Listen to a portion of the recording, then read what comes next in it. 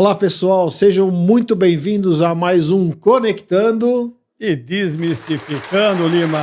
Muito bem, hoje falando sobre empreendedorismo. Isso aí, Lima. Questões que são muito relevantes, enviadas por você. Nossos colegas têm colocado aí vários questionamentos e um dos mais relevantes, os que têm sido mais solicitados, é em relação a erros graves que acontecem nos balanços das empresas. Inacreditável, quantas pessoas perguntaram isso para nós aqui. Exatamente. Então, assim, simplesmente você, Donizete, nosso especialista, vai falar um pouquinho dessas questões.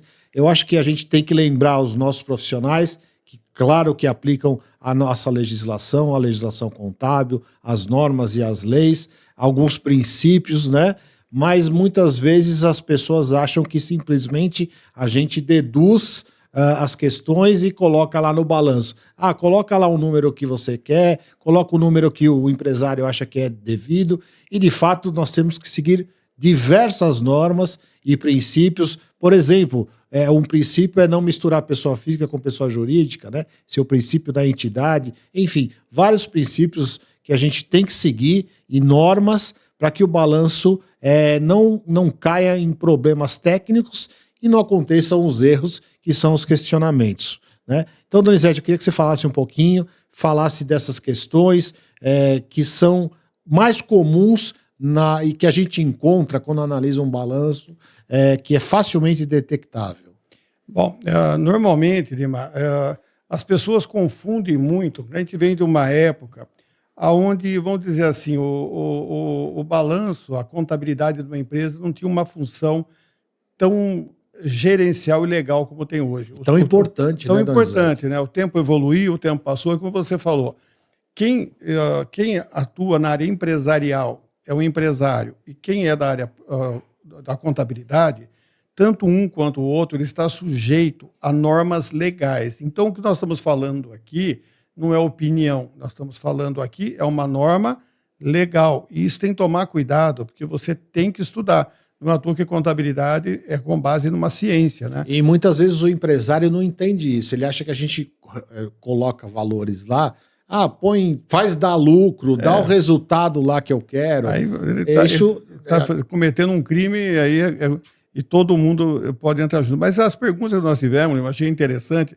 Nós fizemos aqui, pessoal, uma relação das perguntas mais comuns, e nós fomos aqui fazer uma coletânea do que são os pontos mais comuns de um balanço em que a pessoa, quando um analista, um auditor, nós somos auditores peritos, a gente olha e já fala, meu Deus, isso aqui tem erro.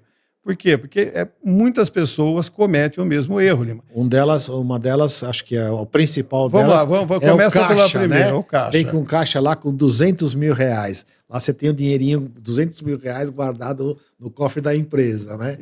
O caixa seria o papel moeda, não é a disponibilidade, eu estou disponível, eu falo caixa.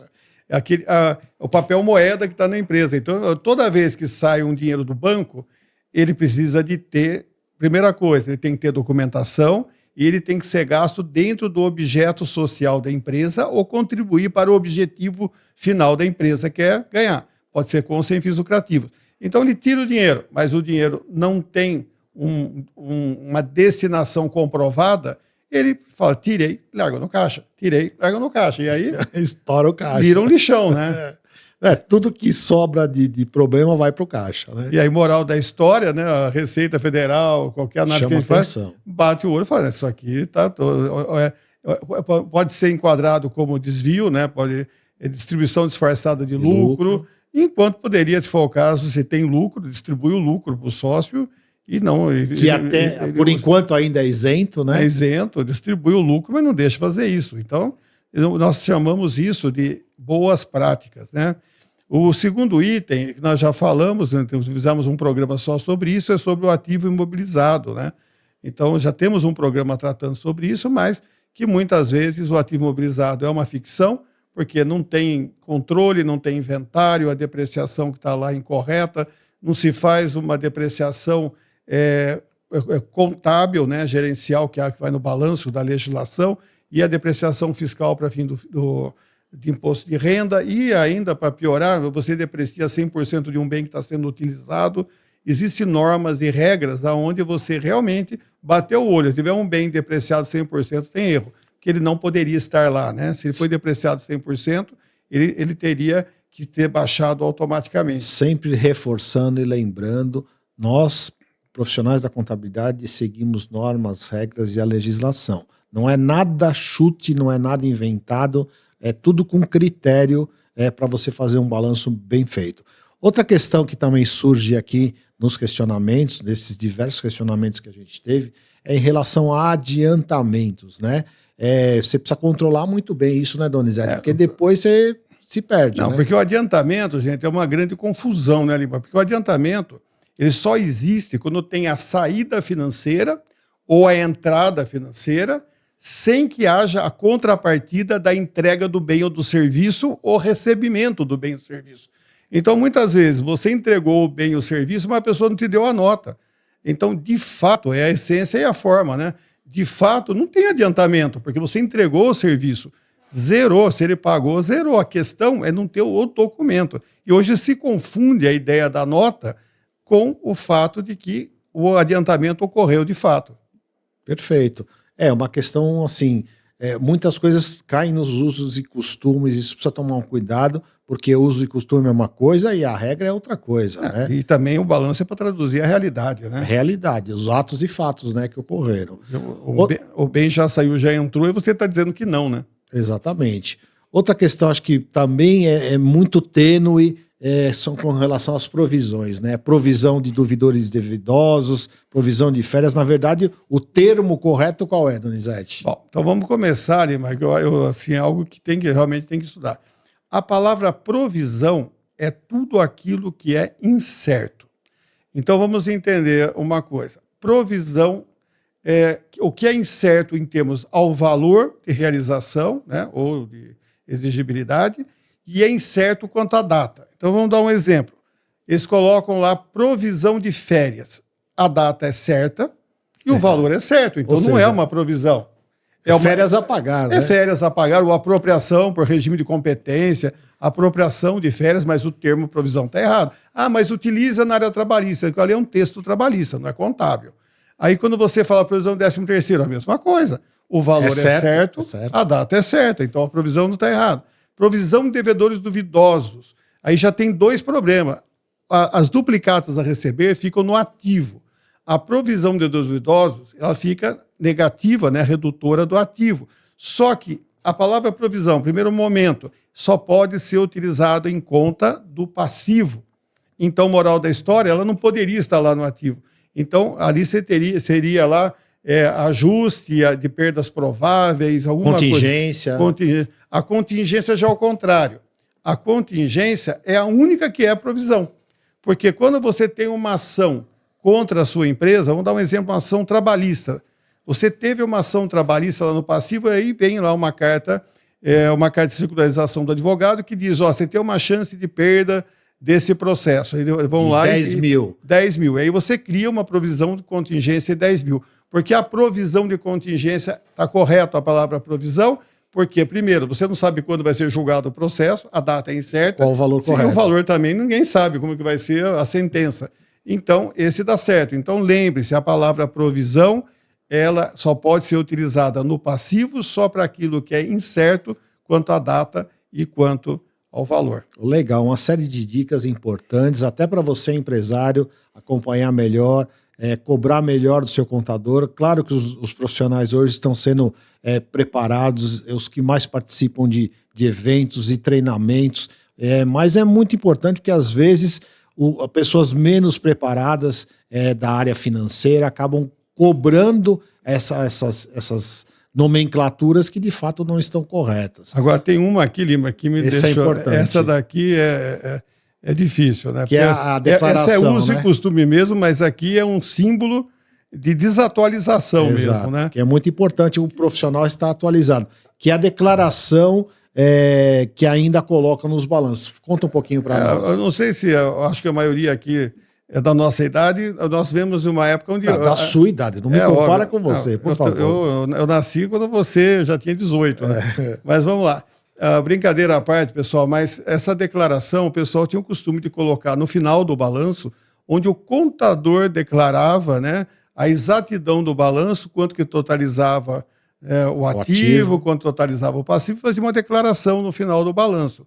Essa declaração já faz acho que mais de 5 anos, aí não vou ter a data de cabeça, mas faz bastante tempo que ela foi extinta, Lima. Por quê? Porque o profissional de contabilidade, o contador, ele não tem capacidade nem competência para ele fazer essa declaração, porque não foi ele que gerou as operações financeiras, não foi ele que gerou os contratos e todos os atos e fatos. Então, hoje, a legislação determina que o empresário forneça aquela declaração, aquela carta da administração para o contador, onde ele atesta, ele declara que toda a documentação existente foi fornecida, que refletem, né, toda a realidade da empresa, tudo está em ordem, etc. e tal, aonde exime, né, o profissional da responsabilidade para que aquilo que veio para ele tenha como sendo, não emitiu uma conta bancária, deixou de mandar bens, não emitiu dívidas. Então, quem faz essa declaração que não é publicável, ela fica com o profissional, é o empresário, e não mais essa declaração. Então, quando eu coloco essa declaração no final, demonstra que você está muito desatualizado e não está acompanhando a legislação. E que não é isso que a gente quer da maioria dos profissionais, é que eles estejam preparados, estão atualizados, para que passem para os seus clientes uma declaração, uma informação muito mais clara e precisa, né? Gente, eu estou com uma lista gigante aqui, mas hoje nós vamos ter que fechar com mais uma. Só mais uma. Depois nós gravamos mais um programa continuando. Perfeitamente. Eu acho que a ideia é uma questão que é contínua, né, contumaz, um problema, é despesas ou receitas diversas, né? Isso dói o ouvido até para... Então fala um pouquinho dessa questão, por que não pode ser utilizado e de que forma a gente atenua esse problema. Bom, a partir do pressuposto que nós temos uma normatização que determina que toda conta, todo lançamento e toda operação tem uma origem e tem um destino e tem uma função, nós não temos nenhum lançamento que não possa ser identificado, que não possa ser transparente. Exemplo, se você pagou a conta de água, energia elétrica, salário, comprou material de escritório... Tudo tem que ter origem, tudo né? Tem origem, tudo tem um documento. Tem uma rúbrica, tem um documento. Exato. Quando você lança diversos, é a mesma coisa que dizer assim, eu gastei, não sei do que gastei. É bem infantil, né? É bem infantil, e aí você gera... Como que você distribui lucro de uma empresa e diz que ela tem lucro se você não consegue? Porque a despesa só é despesa se tem documentação e se ela está de acordo com o objeto da empresa ou o objetivo da empresa. A receita só é receita se ela está em conformidade com o objeto da empresa e se ela tem características também com o objetivo. Tirando isso daí, você está dizendo que você teve um diversos, você não consegue explicar, você não tem transparência. Como é que você pode fornecer transparência? Além de não ter transparência, demonstra uma falta de zelo muito grande e na habilidade técnica para se fazer. Então, tomem cuidado, que isso é uma das coisas mais graves que está tendo ultimamente. Muito bem, Donizete. Acho que esse programa foi, apesar de ser um pouco mais técnico, acho que para os profissionais e para os empresários, esse alerta é muito importante para, quando for analisar o balanço ou receber o seu balanço, você tenha condições também de ajudar os profissionais, ajudar a sua empresa a ser mais transparente, a ser mais ética, enfim, todas essas questões que a gente está trazendo aqui, que são questões dos colegas, dos nossos amigos profissionais aí, que colocam isso como fatos muito relevantes para que você deixe a sua contabilidade mais perfeita, mais próxima da realidade, que é com os documentos, com os fatos que realmente ocorreram. Portanto, muito obrigado a você, Donizete. Vamos encerrar. Isso daí, olha, o que nós queremos é o melhor para todos e que todos saibam sempre ser o melhor naquilo que faz. Estamos aqui para ajudar, contribuir e fazer o nosso melhor, né, para vocês estarem conectando oportunidades, desmistificando o conhecimento.